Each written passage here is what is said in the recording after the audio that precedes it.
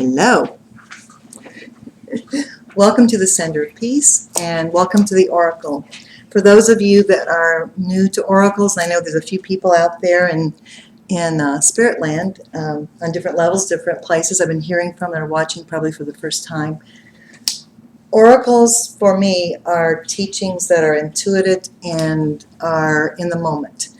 That's why I usually don't have a linear plan in mind, because I'm pretty much about actualizing present time. And that's what we're going to talk about tonight, is the world I've kind of been in for my whole lifetime. This time is pretty much about being in present time, and what I'm experiencing right now and all of you are experiencing, I'm going to explain it and we'll meditate into it, is present time is no longer the name of a book or the name of somebody's Facebook page or a concept. We are actualizing it. So if you felt overwhelmed, underwhelmed, everything at one time, we've been talking about this for a few weeks, how every emotion, everything you could think of, things from all eras of your lives, your past lives, everything that has been in a lower sense linear, which it's not linear anymore, it's just happening all at one time. So it is very, very overwhelming. But when you are flowing, and that's what we're going to work with tonight, be still and know. This is something that I wrote about a couple of nights ago, and I kept hearing Spirit say to me, be still and know. And the more I just listened to it like a mantra in my head, all the noise, all the things that come at us, we're trying to be still and know, just they faded away. And the real meaning of the be still and know came to me. And what was projected to me in a feeling and an emotion was that there's a knowing faith. And a knowing faith is extremely different than a dogmatic, learned, blind faith that so many of us were brought up with religion. It's this blind faith that, what you're supposed to believe in, what you're supposed to know, are words in a book, are doctrines, are dogmas, are somebody else's concepts, somebody else's idea about what religion or spirituality or God or the goddess or whatever is all about. And it's an interesting way some people, of course, when they embrace blind faith or they embrace dogma, keep going, and it leads them somewhere. But the best, of course, knowing of all is when it's on a mental, spiritual, physical, emotional plane, when all the levels of your being have that knowing. So when you are still and you know, it's a place of being, it's a place of consciousness, and it's what is occurring all the time. But when we fell through fear into that illusion into separation from God, self, others, we fell into that again, that reptilian brain, that left brain, right brain, that says this is good, this is bad, the tree of good and evil, that kind of thing. All that is being healed. We're opening to realize that we never left the garden, we never left home. The real knowing and the being still part that's always been there. So that's one of the things I would invite everybody to do every day. Instead of getting in your car and turning the radio on or putting your CDs on or whatever, the iPod, whatever, or waking up and immediately putting TV on or constantly having noise. Because I'm going to tell you right now, you're going to start to hear different things anyway. I can hardly listen to some of the disinformation that's coming through the news. You can read, again, it's a knowing. You can feel what's maybe accurate, and you can also feel what is propaganda. You can feel what direction, you can flip any channel and they're all saying the same things. Talking heads, it's just talking heads. And so be still and know. Get out. The matrix is falling apart. The jail cell that you were in, the doors open, the gilded cage. We've all been entrapped and entrapped ourselves in so many ways. It's all, they're crumbling, it's gone. But that can be a scary time for people too, and I think that's a lot of what's been happening the last couple of months, is that people are very aware, everything's different, there's a lot of energy going on, but what do I do with all this? And for a couple of years I've been talking about that our home is our body temple, but also our home is our consciousness. And Spirit kept projecting images to me that it's like we've been sitting in a really dark, dark, dark house for a long time and didn't really realize what shape everything was in because it was dark. And when the lights started to come up, we all of a sudden said, whoa, wait a minute, there's a big crack in the wall. There's a lot of dirt over here. There's cobwebs. There's things I got to deal with. I didn't realize what was going on. This started a couple of years ago for people really starting to awaken as to having to face your own home, your own consciousness, seeing things that weren't right. So I'm sure you've all had this discomfort in a way going on of whatever you used to do to not deal with things or feel things or see things. It's just not working anymore. So we're all having to feel and see and be and experience it. What's happened in the last, I would say, 6-8 weeks, we've settled down. We thought, oh, good, this is really good. I've worked on myself, and the lights are on, and I can see all the stuff here. Just about when you thought that was what was going to happen, all of a sudden the floodlight came on. It's like the big police light came on in your house, and you're going, whoa, wait a minute, what's this stuff? So there's new levels, new layers of, as the light comes into every cell of our bodies, as the light is coming through the whole universe, coming into the earth, that which is hidden is revealed. And it can be overwhelming and frightening at first, because especially when you think it's been pretty intense for 2-3 years now, so it's kind of like, maybe I'll rest for a minute. It's like, no, here comes more of the revealment. So what you want to do with that energy is, I'll tell you the thing you don't want to do. You don't want to try to control it. Control and fear are the same thing. So lots of people who are coming in for sessions, and I've had people at my door, banging at the door that I don't even know what's wrong, what's going on. And their first reaction, of course, is fear-based. And when we're fear-based, the very words, and I will quote, that come out every day when half the people I'm seeing, when is this going to stop? How can I control this? And I just laugh. I'm going, what's the other one? Just bewildered. There's a bewilderment going on. And so what I do, I say it's not ever going to stop, but what's going to happen is when you open and let go of the fear, and you open to receive and work through what's activating you, you're going to have miracles happen. And it's what's happening. So many people, really neat things that people are getting it. I've had, in all the 44 years of doing my work, I've actually seen miraculous things where people, they get to a level and become very fearful, and then I go, no, let's go. Let's keep working. Let's keep going. And big, big, big aha moments, big awarenesses of why, when, how their whole life has been the way it is, and how to shift that, or how to accept and then go through the next door, go through the next level.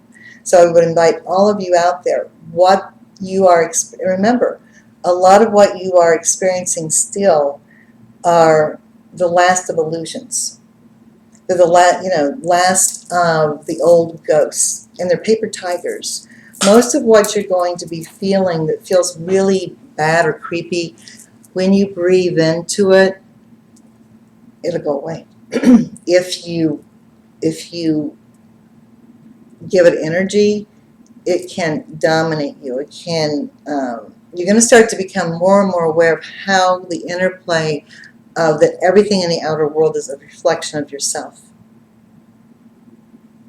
So you'll find that whatever your fears are they'll probably be in your face, but you'll be able to deal with it. So instead of going, ooh, I'm afraid of that, or oh, I don't want to deal with it, you might find yourself actually forced to be in situations where you're going to have to face your fears. And if you face them, they will just fade away. The other thing that seems to be happening everywhere is the more you know that what you're looking for is not somewhere out there. You know all the drama and all the things we go through in life. We think, oh my gosh, how are things going to happen? I've had a lot of that the last few weeks with people, even with jobs, are going, well, or meeting people in relationships. Well, I don't go here. How would I meet somebody? And I've had actually really cool stories lately where I go, this one woman, she goes, well, I never leave my house. And I said, did it ever occur to you that somebody could come to your door that's not a Jehovah's Witness or a UPS person? And she said, oh, okay. And we kind of did this little meditation. She calls me a couple days later. She opens a door, and there's a neighbor she'd never met who had gotten her mail, and the rest, they're dating. I mean, this is how life works. We limit how spirit can bring people, opportunities to us. So the best way, and same thing with jobs. The most common thing I hear over and over again, well, I've sent out dozens and hundreds of resumes. Okay, so I'm going to tell you, stop it. Do not do that. Or when you are sending, be sure to be receptive. Again, we've talked about this before. When we're in a constant state of prayer and meditation, sending, there's also receiving, sending and receiving, sending and receiving. You have to be open. And I think what's happened with so much of the structured corporate world, which is really, talk about really wild stuff going on out there. I get people that are getting phone interviews, second and third phone, that are for vice presidents of companies. I'm going, really? It's insane. It's insane. We live in a very strange vibration about that. It doesn't even make sense, this disconnect, this virtual world, where there's not this real connection with people. So instead of just sitting there and going, sending, go. And again, you don't want to go through a lot of interviews. So just, it's all motive and intention. Be still and know, and think about, what do I really want to do? What kind of job do I really want to have? How can I bring all of my abilities, my talents, the things that I enjoy? How can I be prosperous but also put a roof over my head? How can I do that? And don't see it as a separate thing. Because again, people have been beaten down to the point where they just accept the fact. I get people in here that have their masters or doctorates. I've even got people who have actually taught in really respected colleges that are now online professors. I mean, there's crazy stuff going on out there, And so what I tell people, don't let that, because the model or paradigm is what that lower frequency is trying to do to people, doesn't mean that you have to do that. But we get so inundated in thinking that that's the way it is, because that's what's projected. Every day it's like fear, war, this and that, that's projected on unemployment and all the different things. So go within your own being. Know that what you attract to yourself it's all a mirror on one level. And really go deep in your soul, especially the times we're in now. Why am I here? Why am I here? What is my highest good? You can never go wrong when you are willing to surrender the lower mind that has very, very fixed ideas. It has to be this way. Or I have to meet this person, or I have to have this job. We've all been there, and we look back now and go, oh my God, thank God it didn't work out with that person. Or thank God I didn't get this job. Or thank God this house didn't go through, or whatever it is, where we put all this worry and angst into it. Be still and know that within your own being, you are a magnet. And you're not learning anymore through that wheel of karma. That wheel and learning through repetition is antiquated, and it's not right. It's not right. It will not serve you. The world of Dharma is here. The world of present time now is right here.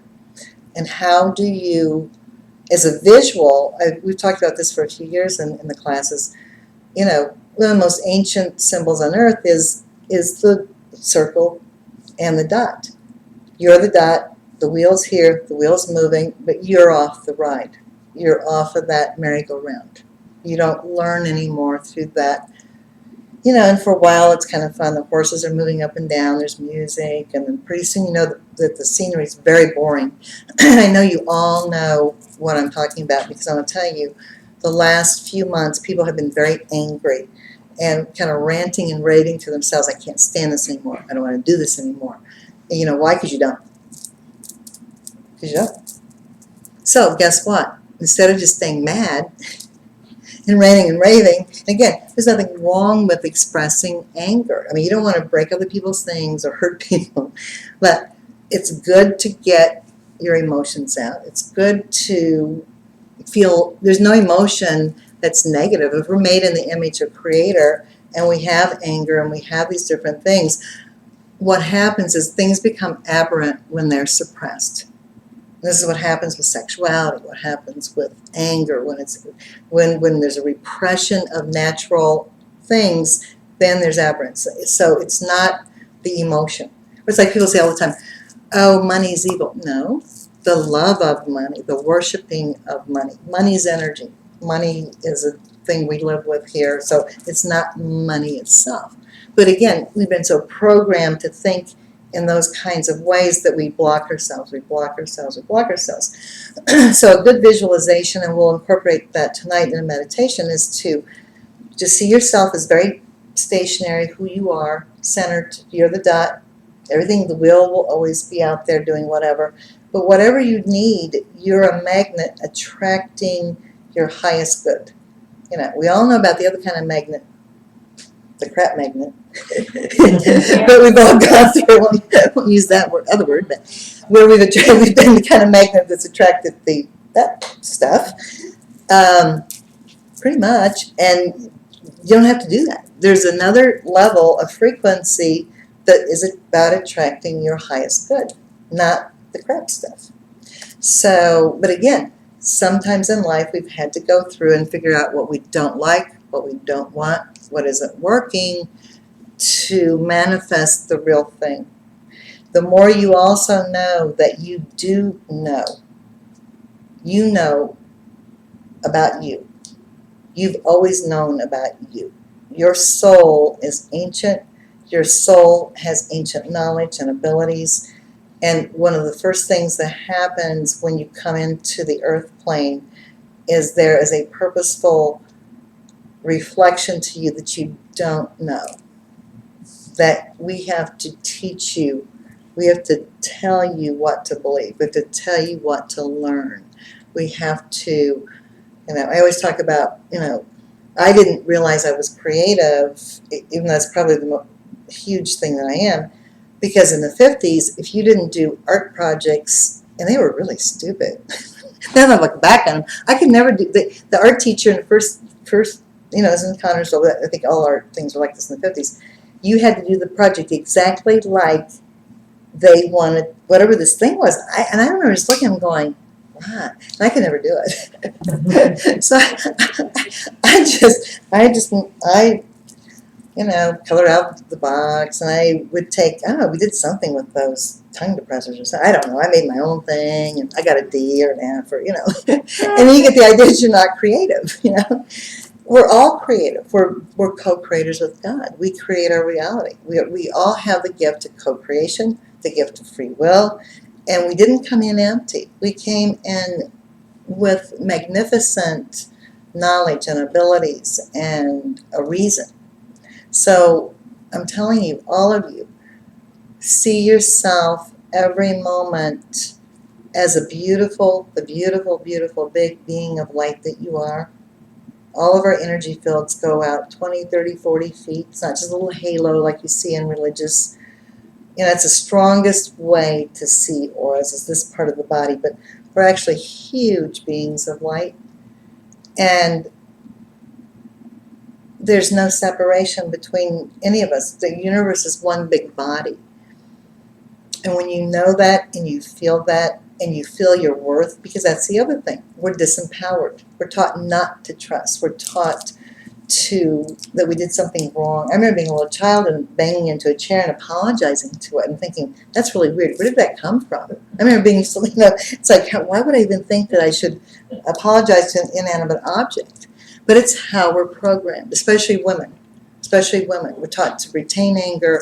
We're bad. We're bitches. We're this. We're that. If we express things, or you're a tomboy, or you're a this, or you're a this, different labels. If you speak up, and it's or men. I feel bad for little boys. If little boys cry, then they're sissies, or there's something wrong with them. It's ridiculous. We're people. We're all people. We're all just the inner psyche of a male is female. The inner psyche of a female is male. The yin, the yang, the anima, the animus. We're all of creation in one being.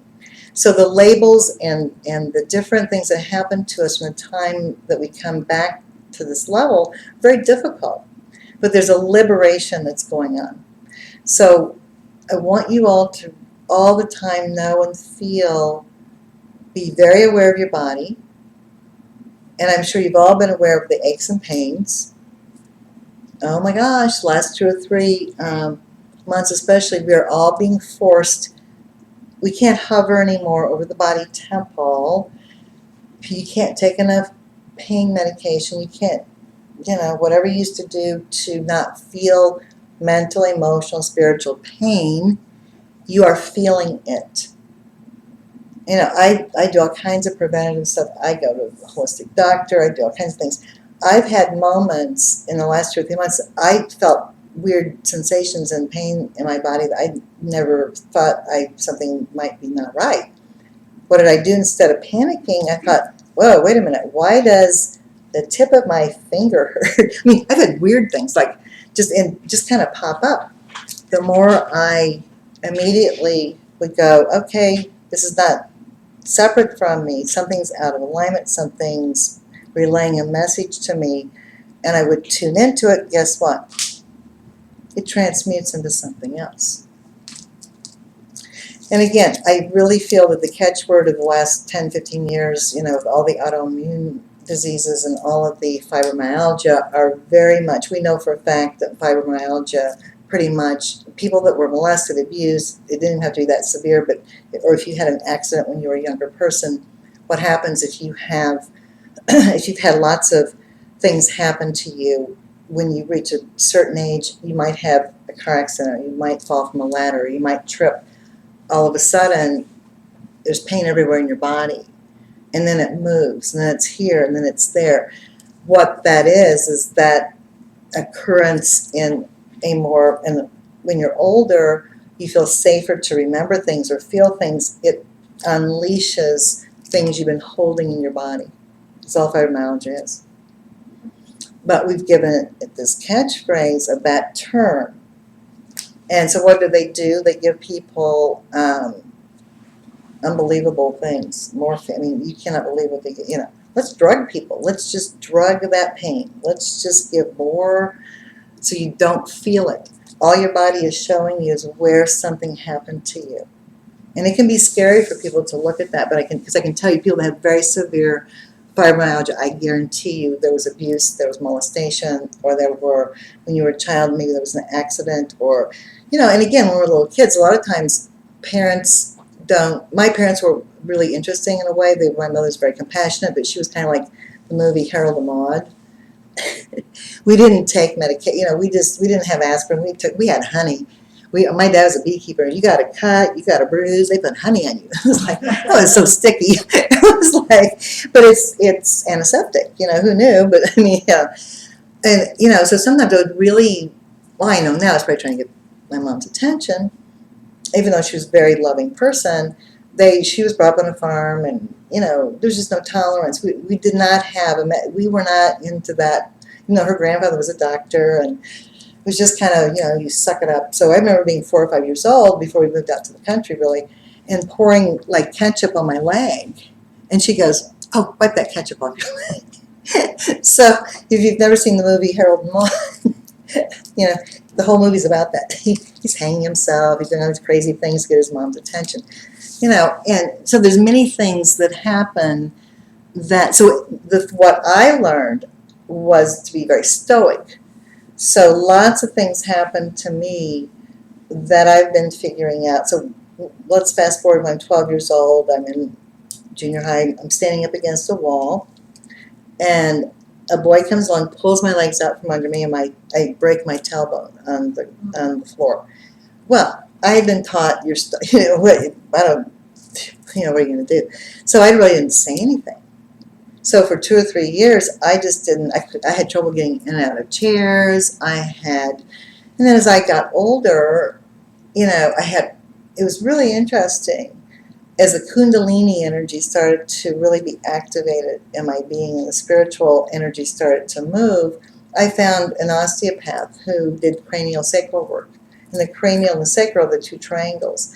And they actually got my tailbone, which sticks out like a tail. Go figure.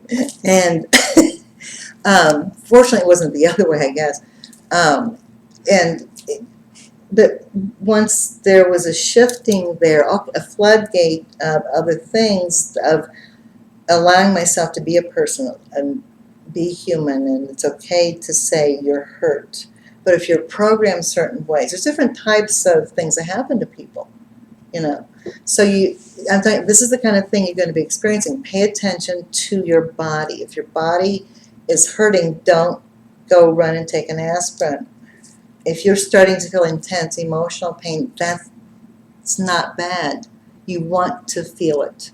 You want to not stay there. You don't want to be a masochist. You don't want to stay in the pain, but you don't want to dwell there. But your emotions, I get tons of people in who have been on Prozac, who've been on Wellbutrin, who've been on Zoloft, who've been on whatever for years, and they're going, it's not working anymore. And I go, well, it's not supposed to. You need to feel your stuff. Just feel it. Don't be afraid of feeling what is your emotion. Don't give your power over to other people that want to control. I've shared this story, and I won't go into it in great detail, but I've had a couple times in my life where I just crashed and burned. It only took a few hours. I was so overwhelmed with things that were going on, where I just literally yelled, screamed, fell on the floor, was out my driveway. Don't know how I got there. It was a few years ago, and I was fine.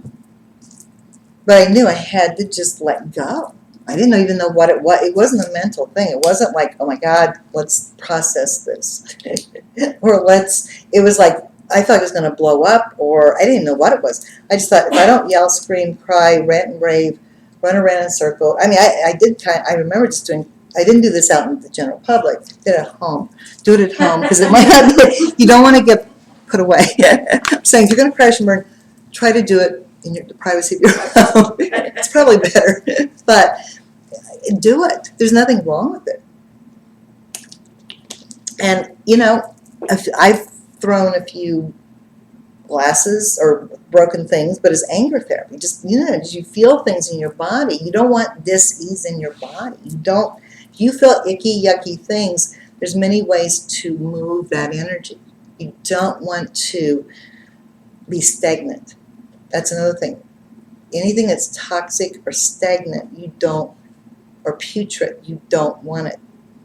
If you are sensing or smelling, there's a lot of olfactory things going on right now, and it's extreme. People are smelling wonderful, like indescribable flowery smells, spiritual smells, and people are also smelling very immediate, putrid death smells. If you're smelling that, it's real.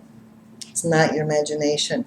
As we are getting rid of our emotional armoring, as we're opening to the oneness, you're going to have lots of experiences with feeling other people's feelings, sensing other levels of consciousness. And the putrid smell is really interesting for a lot of people. A lot of people are explaining or saying to me, I don't know why, but I'm around a certain person, and it's not a pheromone thing. It's like, we all know that pheromone thing. Sometimes you're just so attracted to somebody, and all of a sudden they just stink, and you don't want to be around them. That's pheromones. It's true. Pheromones are very, very real, and some people can smell just so enticing that guess that's how we populate the earth. But it is a pheromone thing. And then there's times when something's just not happening with that person. They don't smell good. It's a very real thing. And people are having this experience, though, just in general, I have 2 or 3 clients where they said, I don't know, and it's kind of embarrassing talking about it, but all of a sudden I'm around certain friends, or I started going to the store and it just has this horrible, almost like sulfuric or negative smell. And I don't want to go in there. Pay attention. People get sensations in different ways. Some people are very much, they get the olfactory thing. Some people are People are hearing music. People are hearing different dimensional things. They're receiving information.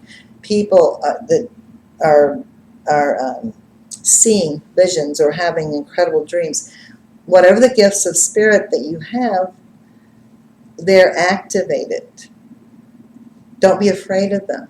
As we're filling with light, you're going to be clearer and clearer and clearer, and your own innate gifts of how spirit communicates with you, you're going to feel. Some people they get gut feelings. That's why so many people, their stomachs hurt. When you have gone against yourself, or you're in a situation that you get that gut wrenching, especially if you didn't listen. And you're in you know what I'm talking about. You've stuffed feelings, or you've walked away from things. No, I should have done this, or I should have said that. It hits you right in the gut. Lots of people. I have a lot of, actually, for years, businessmen, they go, well, I wouldn't tell anybody this, but this is how I buy the commodities. I get a gut feeling. That's how I do my stock market stuff. I get a gut feeling.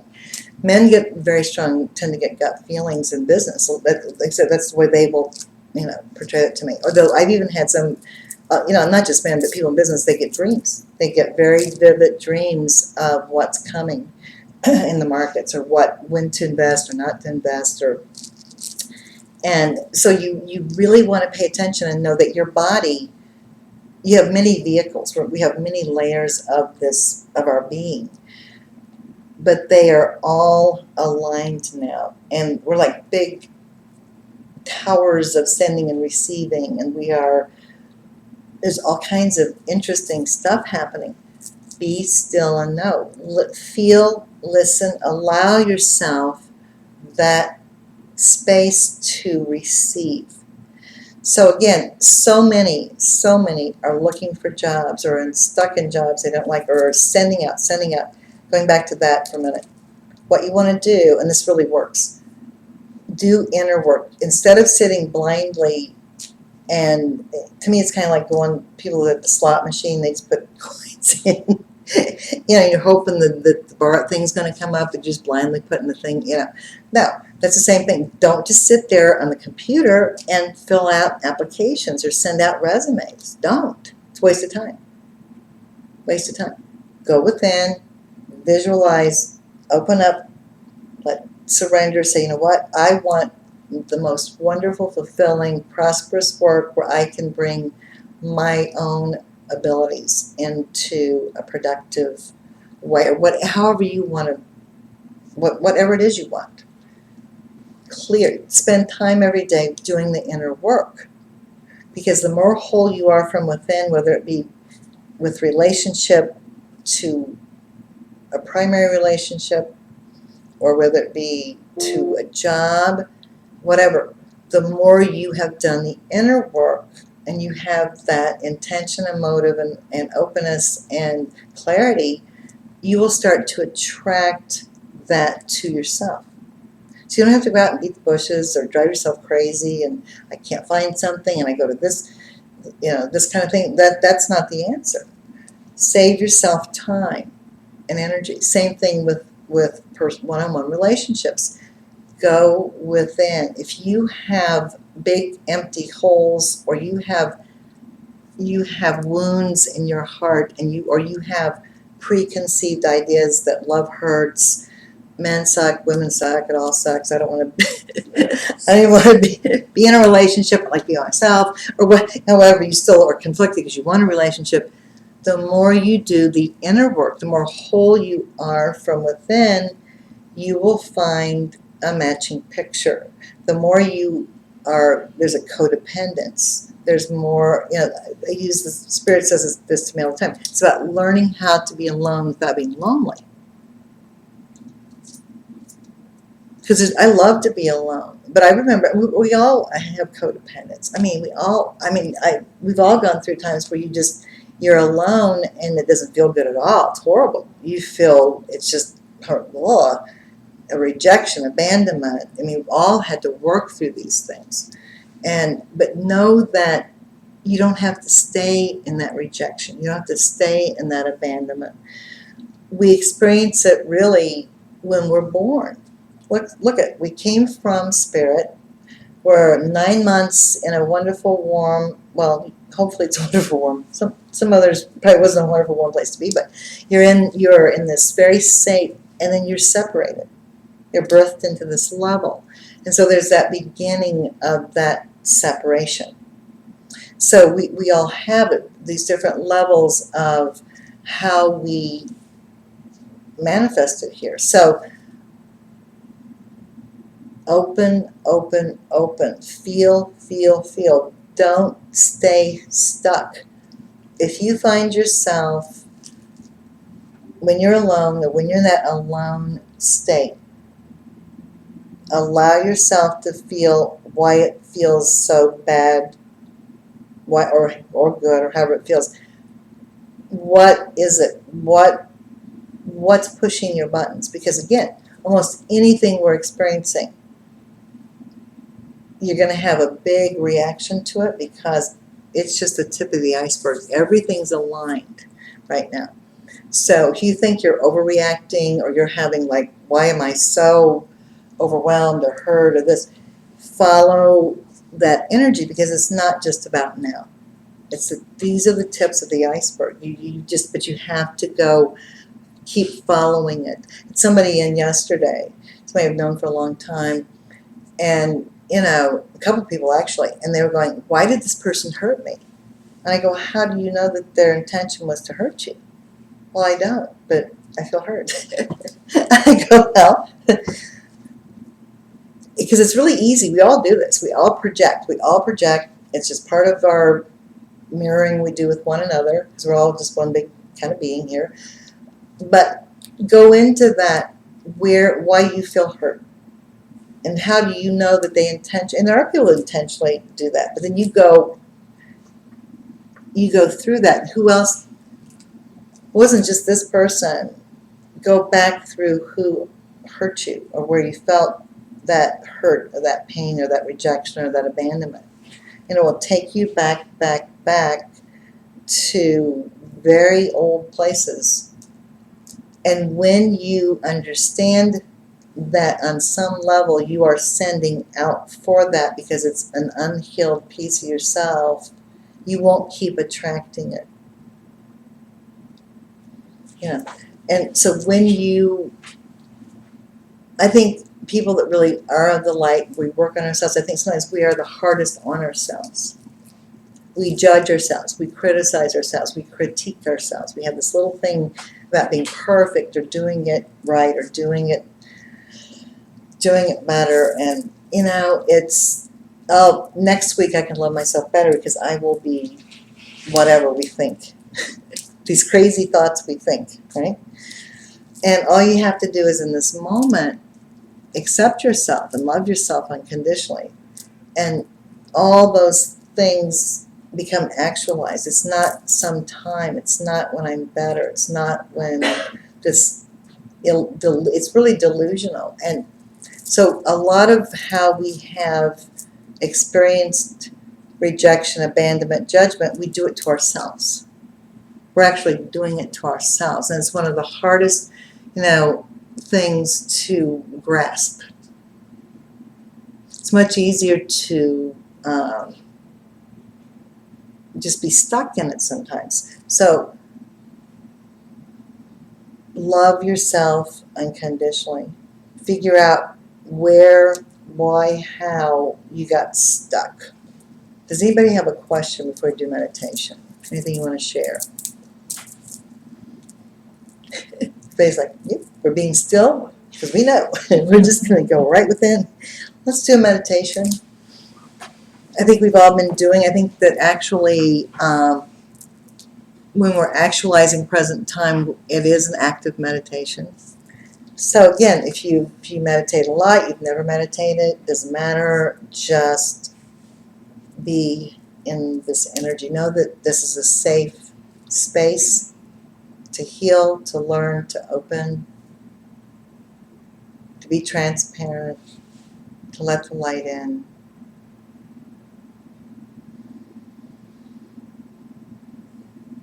In accordance with each person's free will and highest good, we ask the bodies to align mentally, spiritually, physically, emotionally to present time.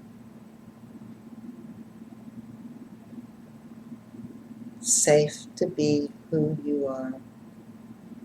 It's safe to be who you really are. It's safe to find out who you really are. It's safe to let go of the past.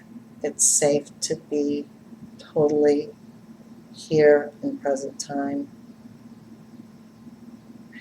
There's a warm, hot, fiery seraphim energy moving through this room right now. You may feel already your hands are hot, but your energy's moving. We invite this healing flame of transmutation. It's our chemical flame of transmutation to every cell of our body to burn away the dross, to burn away the stagnation, to burn away all that which is not of the light.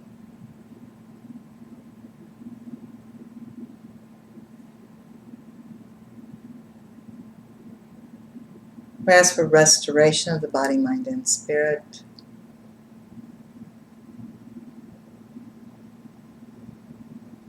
I want you to feel the gentle pull of gravity of the earth, of the Divine Mother, the magnetism of the earth pulling you to her. But I also want you to feel the freedom of not being trapped in that gravitational pull, but feel that big other energy that's here, that's very electrical in nature, that's very free and floating. This is the great mystery. We are made of the heavens and the earth. And as you feel this vast, vast energy that's everywhere and that you're part of, always remember you are a walking tree and that your body is a temple and you are the tree of life.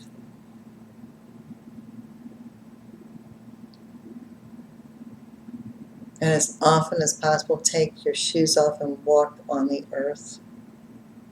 Be barefoot. Let that direct energy, those chakras, those wheels of light that you have in the bottoms of your feet, let them be free from any barriers and walk directly on the earth. Put your feet in Epsom salts or salt water and let the poisons be pulled out. Let everything just drain. I want you just to feel any toxicity, all the old stuff. Let it go. There's a really big pull of the Divine Mother tonight. Just feel that magnetic pull, pulling all the poisons of the body, mind, and spirit down through the body, out through the feet, out through the chakras, down into the earth to be neutralized. Let all the heavy thoughts, the worry, the fear, the depression, the burdens you've been carrying, the toxicity that's everywhere, let it just drain out of your body into the earth.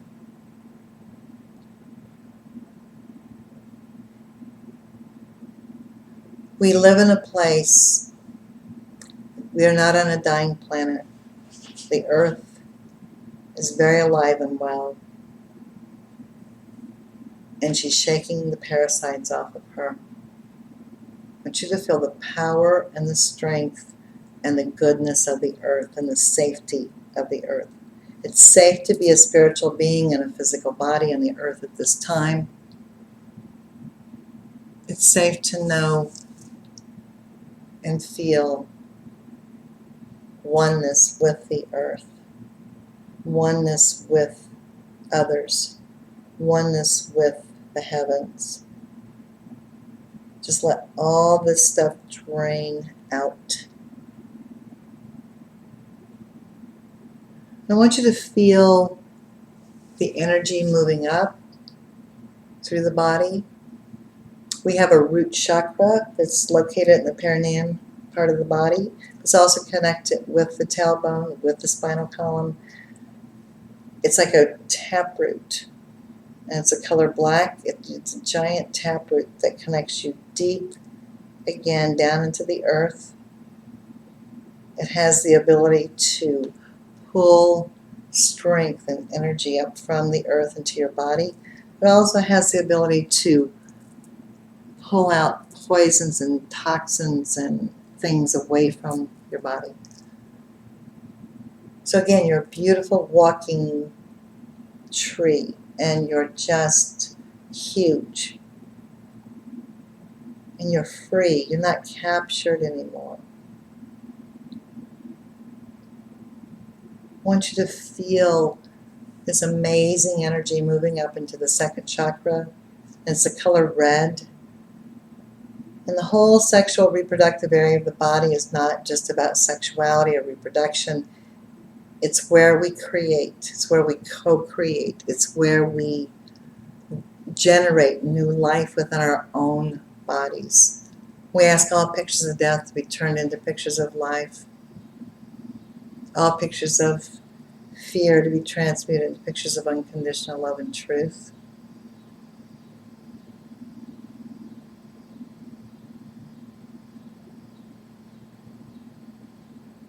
Safe to be a sexual, spiritual being in a physical body on the earth at this time. Safe to feel the power of co-creation, and again, creating life, creating new cells, creating new life force. I want you to see that blood red, beautiful color red that going through every cell of your body. It's like giving yourself a transfusion of life, cleansing out the miasms, cleansing out parasites, cleansing out all the negative energy, rejuvenating your cells, creating new life. We ask all pictures of aging to be transmuted into pictures of youthing.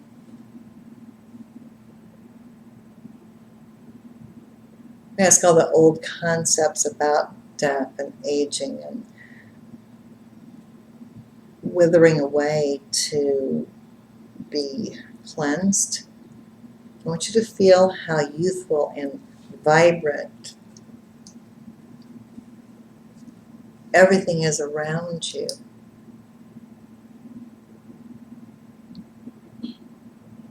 And as you open to feel this, the beauty and the energy, that's why so many are having experiences now. You will immediately know the psychic vampires. You'll immediately know people, situations you don't want to be around, and you can move away very quickly. You won't allow that hooking in. I want you to feel that open energy, that freedom from codependence, that freedom from fear. And again, when we're in this area of the body, we ask the last of any molestation, abuse, blocked energy. Let that energy move through every cell of your body to create life. And as the energy moves up, right below the navel, there's what's called the Buddhic or the Christ flame. We're going to ignite that central sun, that beautiful energy field of the third chakra. So just if you were going to turn the knob on a gas stove, turn that knob, turn that flame, and it's beautiful. It's purple, it's orange, it's yellow, and it's igniting this incredible energy of the third chakra. So this is your central sun.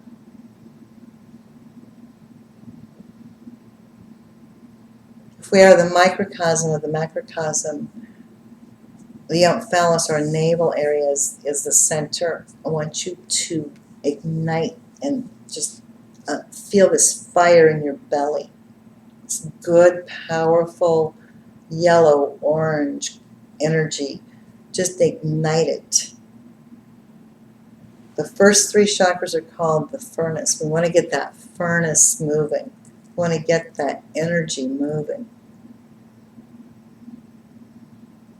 And again, it's burning up the negative ego, burning up the attachments, burning up the negative umbilical cords. In accordance with each person's free will and highest good, we ask all negative umbilical cords that are binding us to addictions, to attachments that are causing suffering, sorrow, death. We ask all the negative umbilical cords to come forward, to be pulled up by the root, and to be severed. We ask the Archangel Michael to sever.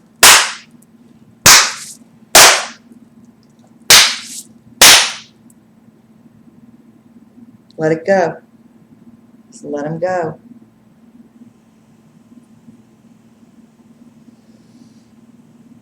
The sharpest knife cuts the quickest. Cutting these cords, cutting the attachments.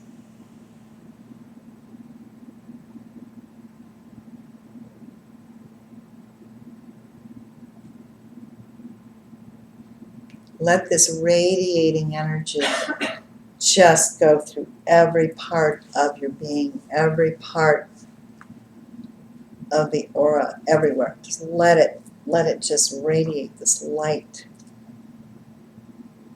free from attachments that would bind you, that would trap you, that would keep you in suffering. Let it go.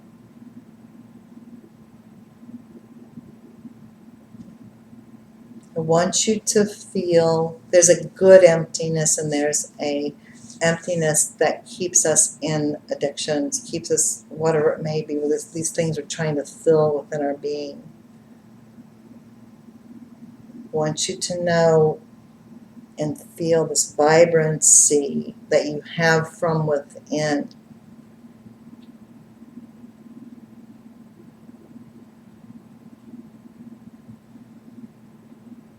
Just let it go. Let this energy radiate out to everything around you, your work, your home, your families. Anything that's of the light, that's good, that's a positive connection, it can stay, but anything that is creating death,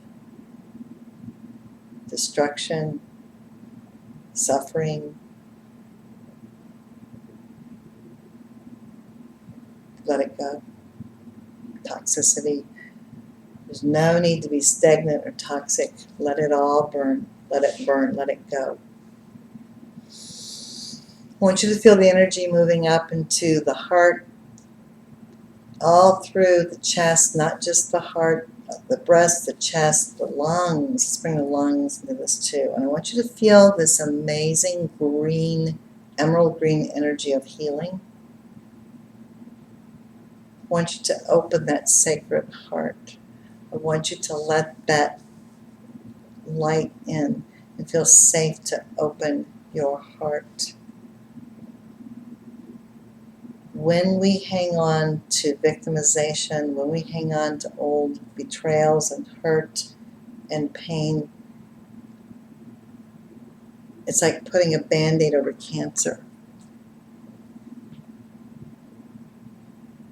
Safe to have an open heart without attachment in a negative or positive way. It's safe to keep this beautiful, radiating energy of unconditional love. Let it flow. Let it come out.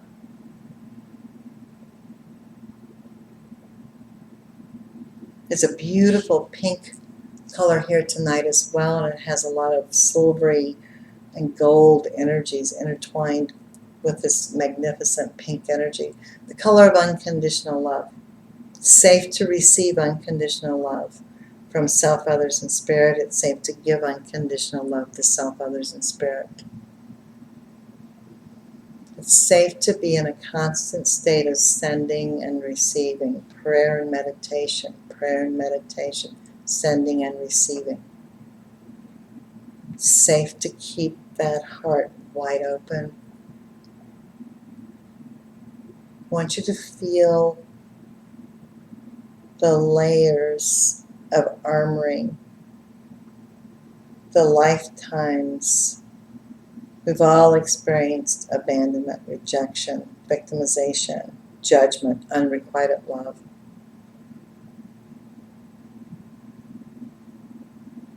It's not who you are or where you're supposed to stay trapped in.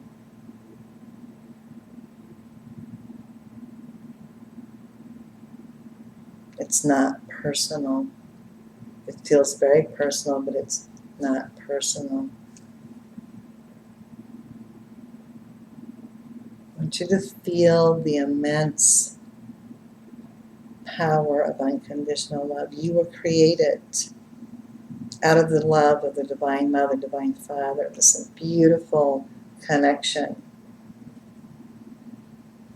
of Yab Yum, of the Yin Yang, however you want to see it, this beautiful Elohim in our image. We made them male and female.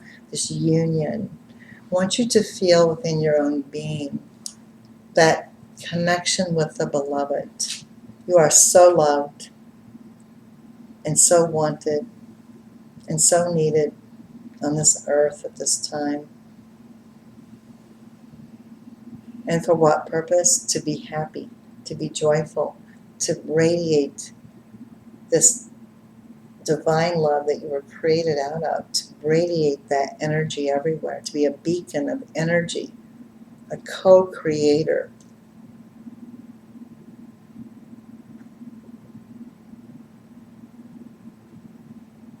Many people have been experiencing chest pain, stabbing pains in their hearts, pain in the neck, pain in the back.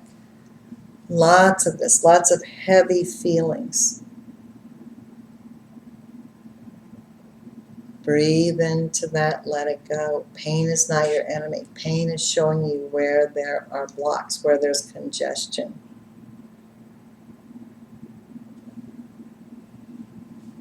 Holy Spirit, the great comforter, knocking at your heart. Open up, open up. You don't want to close your heart down. You don't want to stay in the state of suffering. Conditional love only perpetuates suffering. I love you if you do this. I love you if you don't do that. We all know that opening and closing of the heart chakra. Feel and know that the power of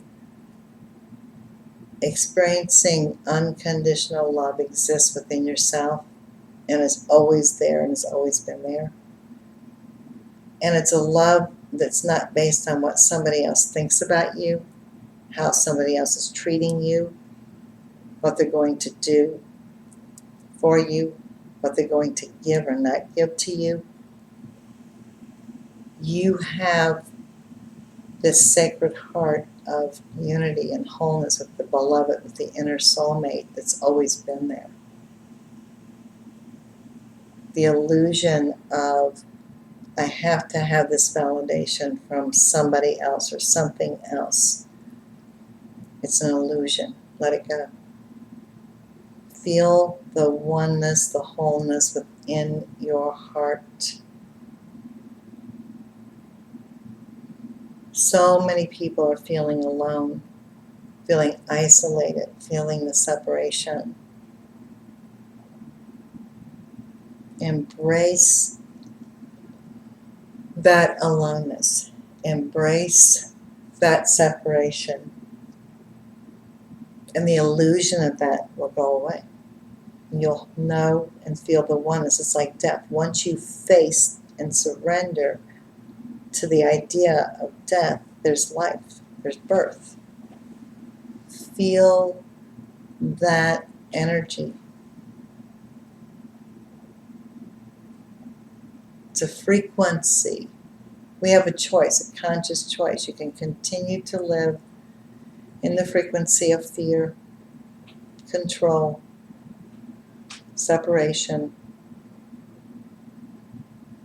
blame, shame, guilt, fear, or you can choose to go into forgiveness of self, others.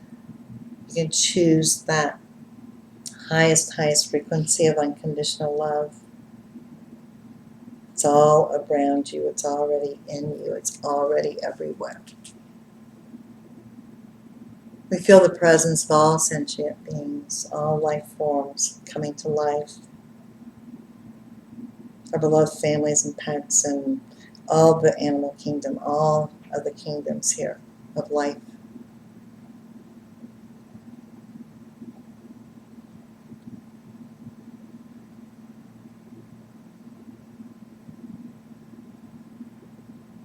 You can always receive whatever archetype you're looking for in the outer world. That's the true path of Tantra or union. You have that wholeness. You have that oneness from within. It's safe to become your own mother, father, brother, sister, lover, savior. Whatever you're looking for in that outer world, you have this within you. Be still and know. Feel that connection. Feel that validation. Feel that knowledge, that inner knowing.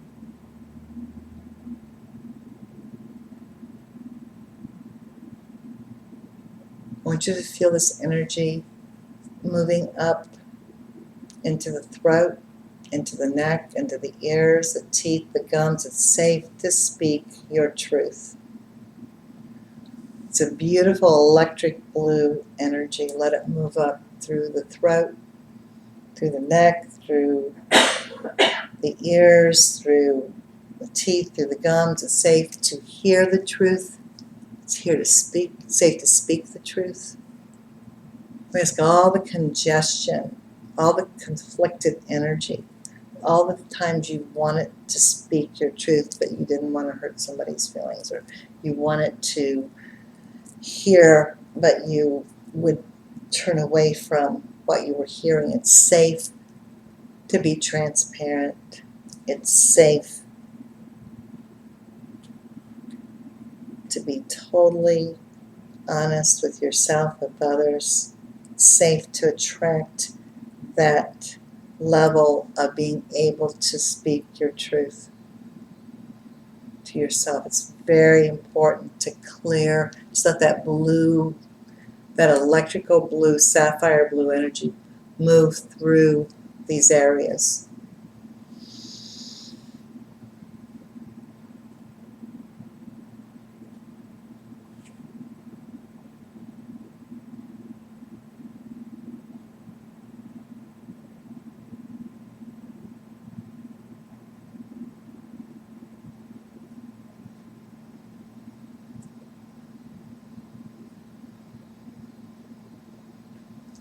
Except the eye becomes single, you cannot enter the kingdom of heaven. We have an inner eye, the third eye. It's a functioning of the pineal and pituitary gland. I want you to feel in the forehead there are 2 pulse points.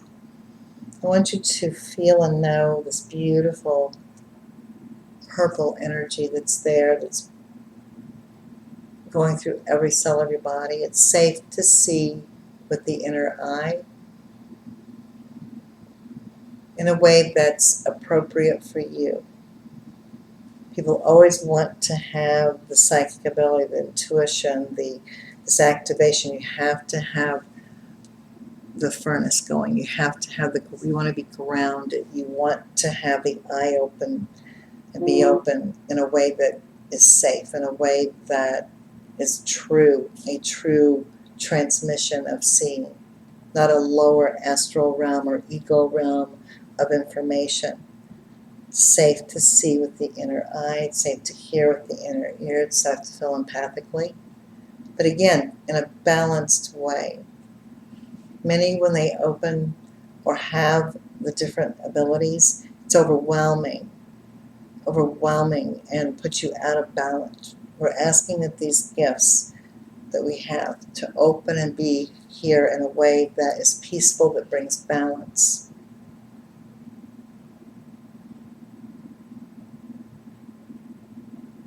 You may feel already the crown chakra itching. The whole top of your head may be on fire, itching, because this is the crown. This is where the spiritual umbilical cord goes. That's why you're born with this. Babies are born with this soft spot. There's many other levels of chakral energy that connects us everywhere. So I want you to feel this beautiful crown. Again, crowns were made in ancient times out of certain metals and stones, not just as decoration or honoring, but as they were conductors of energy. So I want you to just imagine what your crown looks like, and then go even farther and know that just as you are of the earth, and you're like a tree rooted deep into the earth, you also have an amazing root system up into the stars, up into the Divine Father, up into the electrical energy. And this energy is not a negative lightning bolt. It's a powerful lightning bolt of love and energy. And I want you just to feel and know that we are star-seated from the stars. We are connected with the heavens. I want you to feel that huge connection of the Mother and the Father. I want you to feel that, again, you are a magnet attracting all that you need, all that is right, what is for your highest good, and attracting this electrical energy of the Father down through every cell of your body, cleansing, healing, activating.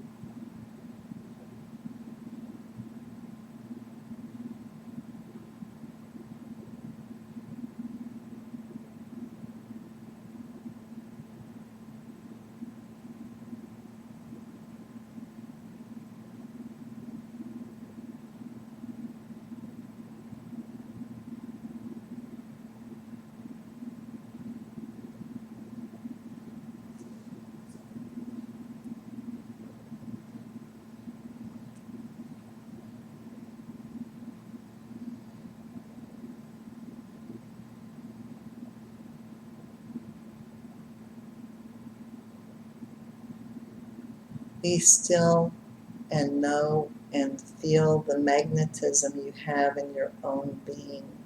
It's safe to attract your highest good. It's safe to attract the most wonderful, fulfilling experiences. You have all of the pieces of the puzzle. You have all of you in one place. Put the pieces together. Feel the magnetism. Call those parts of yourself home. It's safe to heal anywhere where there's still this illusion of fragmentation.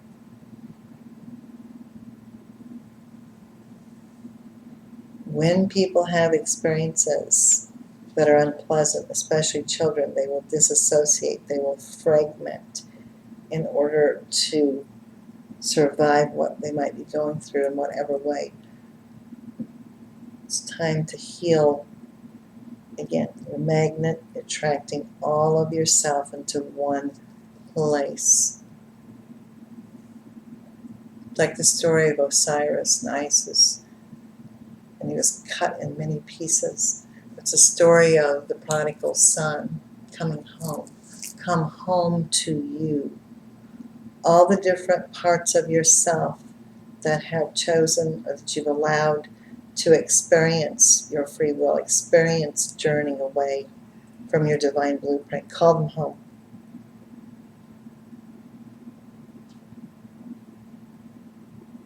Time to come home. Home to you. Home to your self.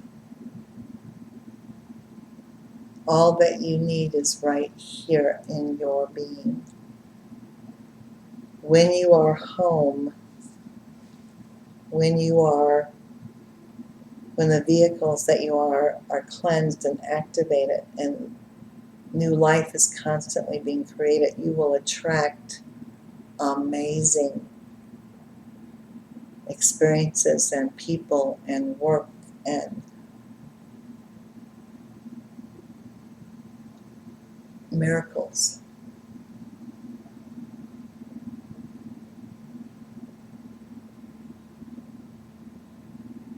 Feel that magnetism. Feel how safe it is to be still, to know you are attracting the highest good, and to know that there's a natural repelling away now of things that are not right, that are toxic, so you don't even have to engage with them.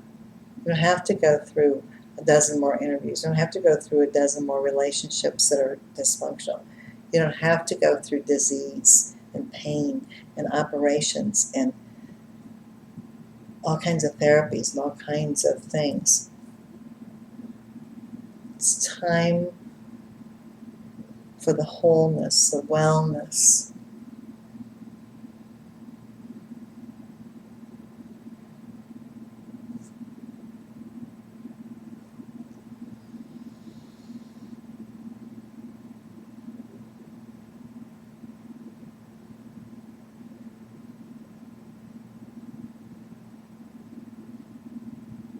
You're not alone.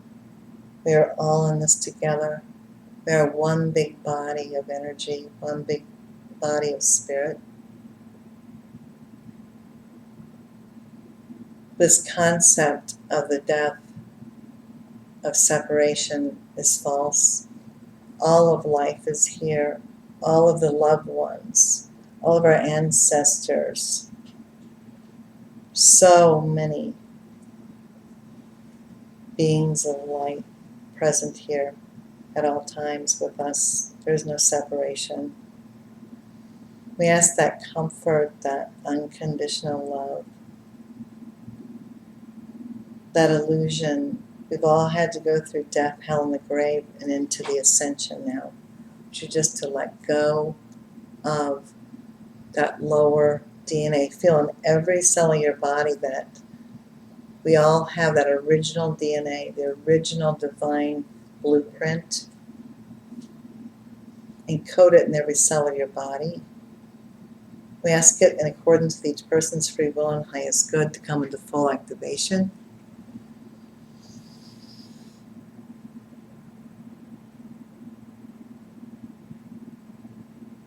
You may feel the last of some filmy energy around you, or sometimes it feels to me, when we're going through the meditation, it's the last of an awareness of like a heavy wool wet cape. Undo it and let it fall to the earth. Let go of this last heavy, heavy energy that's here. Let it go. Let it be transmuted.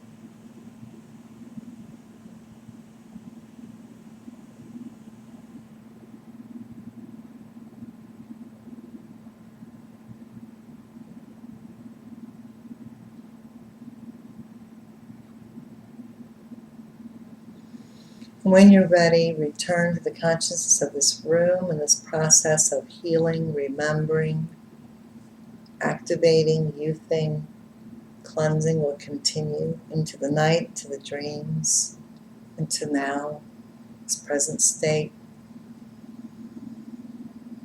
where all things are here.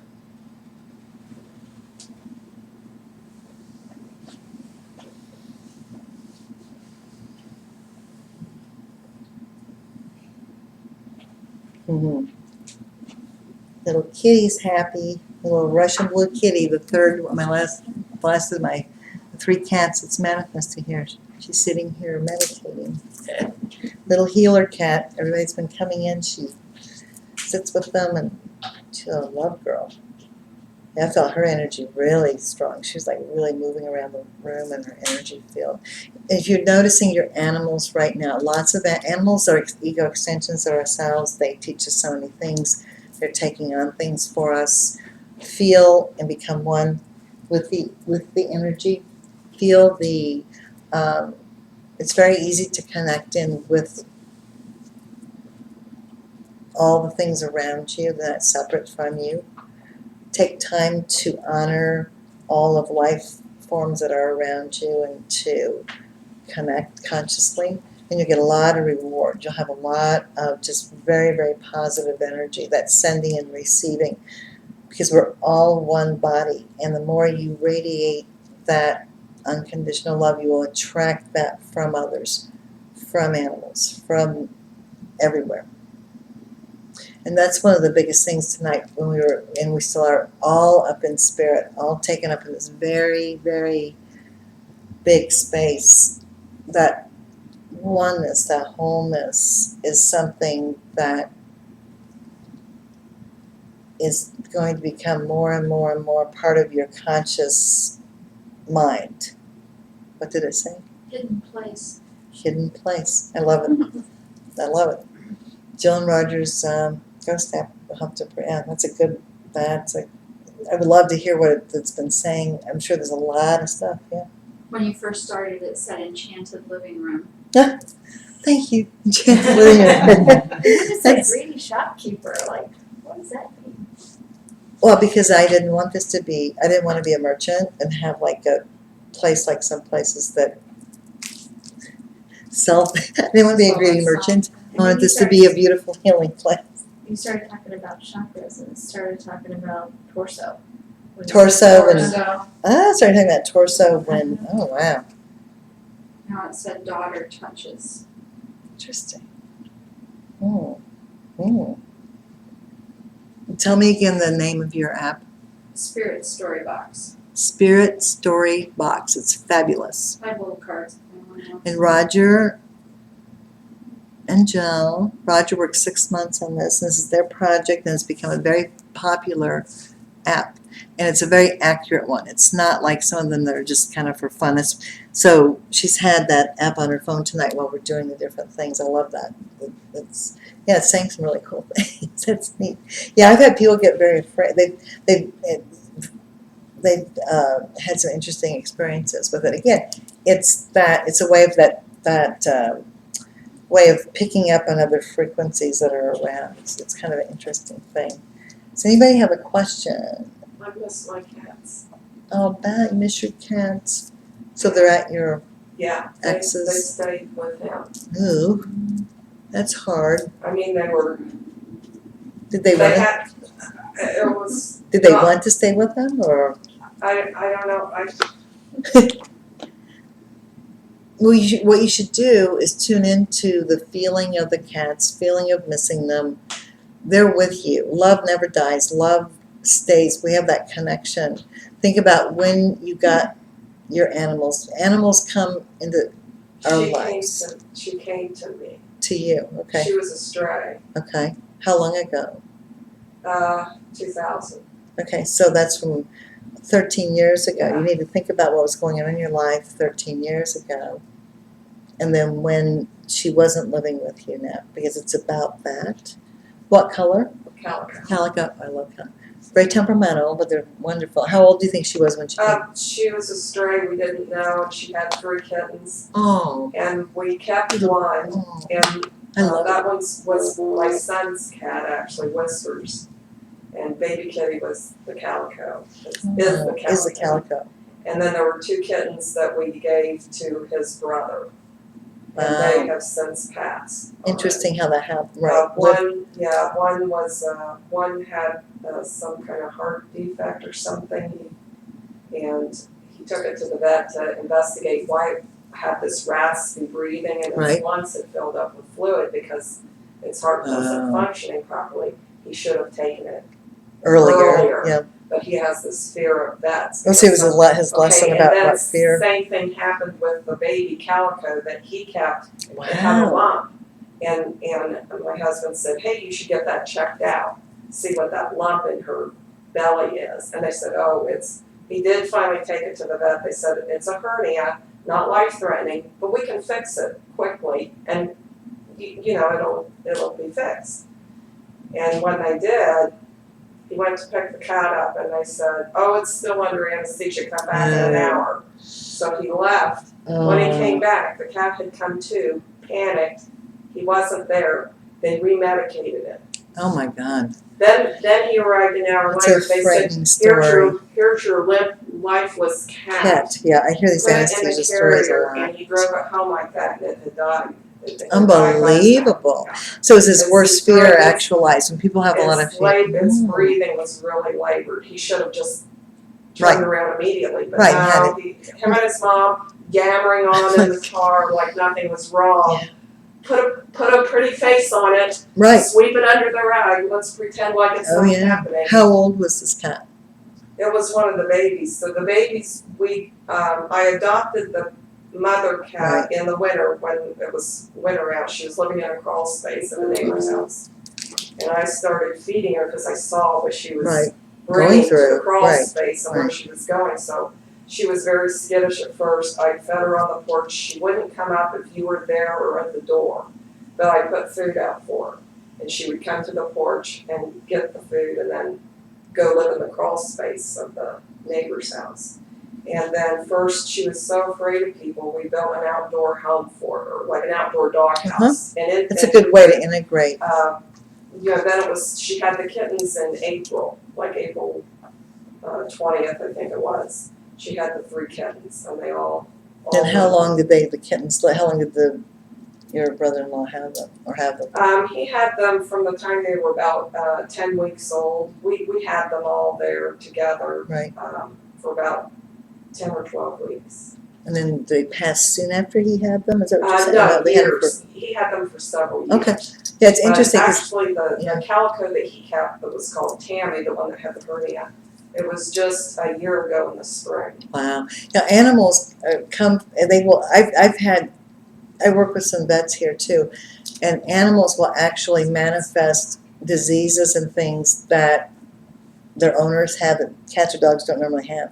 They will take on and act out the fears. They'll act out they bring us lessons because they're about unconditional. What's it saying now?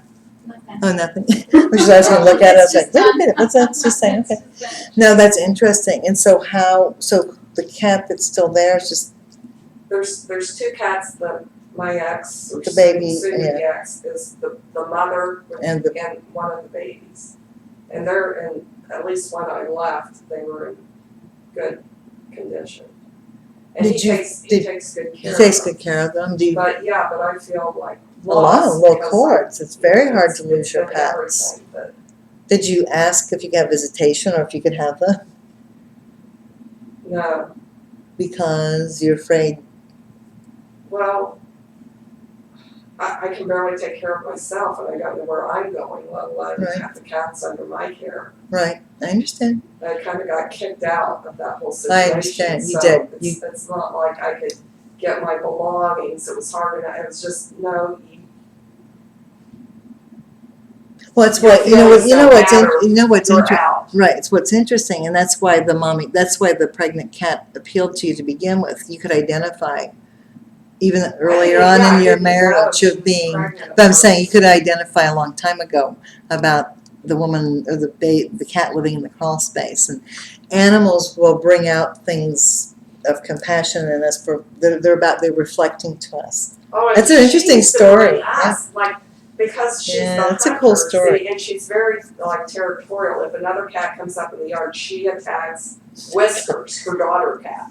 She goes into primal mode. Oh, If sure. she can't get at the strange cat that's outside the door or the window, she'll They'll do attack transference. the one- Yeah, there's But- ways to redirect that, but yeah, they do that. Yeah, she'll do that if agitated, but Whiskers has no, because she was in the home always, she's always fed and cared for, she doesn't have any of that primal Right. instinct, you know, and, baby kitty is very much, primal. When, but she would bring, like, I started feeding her, you know, and then she would bring things from the neighborhood, from other people's trash, like a piece of steak or a bird. Oh yeah. Anything, she would bring that, She's a dead bringing mouse, you she a would bring it gift. and deposit it on the porch then Oh, yeah. after that. She was grateful, so she Yeah. was She eating. brought the gifts. Yeah, and would they're leave them amazing on. when they do that. And I she love does that. that with her toys. Oh yeah. With you know, the mice and the indoor toys. That's what Papa She Kitty will does. bring Yeah. them to the bedroom door and deposit Oh them. yeah. Papa So that he brings me like this little owl he has. Like he'll lay him right by. He puts him in his food She bowl. hunts. She hunts in the house at Oh, yeah. night. Well, And that's, you'll hear her cry, Stalking. do that, yeah. Yeah. Yeah, cats are interesting that way. When you hear, if you've ever had a litter of kittens, when you hear there's a language that happens with kittens, and if the mother teaches them to hunt, but it's by speaking, it's not by action. That's why some cats hunt and some don't. It's an actual language that they teach. They don't actually go out and go, okay, kids, we're going to go hunt some mice. It does really interesting studies on that. So but what I would do, because I feel like the energy of those cats around you, and learn from that, and don't assume that there's always, again, love, there's not that separation. You have that connection, and you can take care of yourself. Look how well you took care of the cats. Look at the wonderful life you provided them. You did that. You can do that for yourself. And I think it's one of those things we forget, that we think we can't do that for ourselves. Especially when you're, connected with people that are very narcissistic or taking and are, intense. It beats you down, but you have that ability to nurture and love yourself. Because every time I see you, your whole energy field is healing. And you're right here, ready to manifest this new life for yourself. I see it. So don't be afraid. So I can go that last of that fear. Yeah, it really is. Anybody else have anything? Look at that. I This is know, so little sweet. baby cat. Little babies. So cute.